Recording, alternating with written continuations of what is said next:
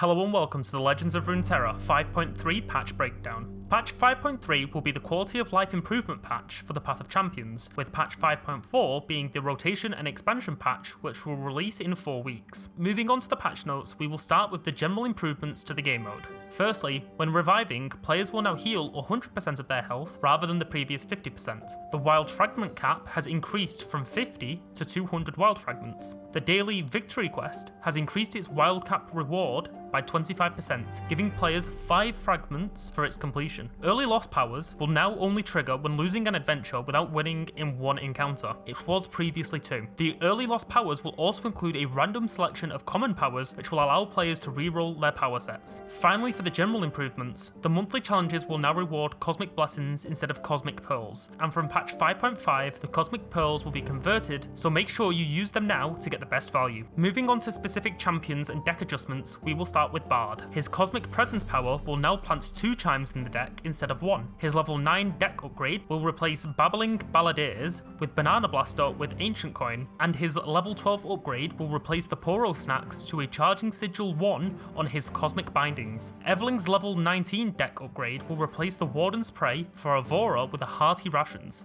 Nar's Beast Within will now create a 2-cost wallop in the hand at round start, with his level 21 deck upgrade replacing Heroic Refrain with Primal Strength with Pyromantic Wake. Kaiser's level 4 deck upgrade will give Stopwatch to her second skin. Kane's Suitable Host will now create the random Darken equipment at the game start instead of when an ally kills an enemy and survives. His level 3 deck upgrade is replacing Zeal for the Bilgewater Cutlass on the Darken Lodestone. His level 6 will now give him a mana potion to the Furious Wielder, and his level 27 will now replace Wounded White Flame with Shadowblade Fanatic. Lee Sin's level 12 deck upgrade will replace Gruesome Theatre with Unworthy Soul, and his level 18 upgrade will replace the Grifter's deck with Fabricator 2 on his Concussive Palms. Nasus's Shuriban Preservation will now give all enemies -1 power, with his level 2 deck upgrade changing the Studded Leathers to a Giant's Belt. Neela's Water Recycler will now create a copy of all discarded cards in your deck, not just the first 2 cards you discard each turn. Her level 18 deck upgrade is replacing the Entrancing Lure with an Ancient Coin. And finally,